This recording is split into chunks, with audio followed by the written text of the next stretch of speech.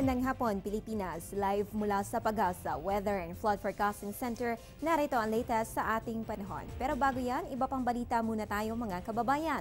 Last leg na nag-iisang road cycling tournament sa bansa, ang Le Tour de Filipinas 6th edition.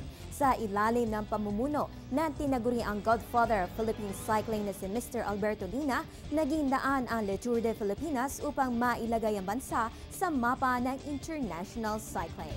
Sa Stage 4 ng Le Tour, 101.70 km race ang haba ng biniyahe ng mga kalahok mula Lingayen, Pangasinan hanggang sa Baguio City. Na-secure na 3 siklista ang top 3 spots ng Stage 4 ngayong araw. Congratulations to third placer Thomas Lebas ng Bridgestone Anchor Cycling Team mula sa bansang Japan. Second placer Hossein Ascari ng Pishgaman Yazad Pro Team mula sa bansang Iran. At si Mirsamad Porsayedigo Lacour in the first place coming from TPT Cycling Team mula pa rin sa bansang Iran. Congratulations para sa ating mga winners of today's Stage 4. More news about the Tour de Filipinas aming ibibigay makalipas lamang ang isang paalala.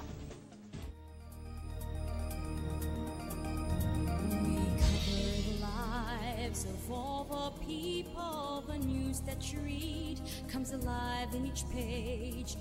We are committed to make your lives better. We're going strong because of you. Cebu Daily News. Cebu Daily News. Cebu Daily News. We tell it as it is. Mga kababayan, dahil ito na nga ang huling araw ng 6th edition ng Le Tour de Filipinas, chinek pa rin natin ang weather forecast ng Pag-asa. Dito sa may Baguio City, nakakaranas po tayo ng maulap na kalangitan na meron lamang mahihinang pag-uulan.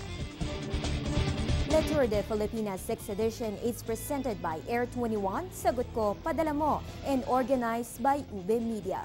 Co-presented by Smart, Live More, and MVP Sports Foundation. With major sponsors Victory Liner Incorporated, San Mig Zero, Novo Nordisk, and fuel partner Petron.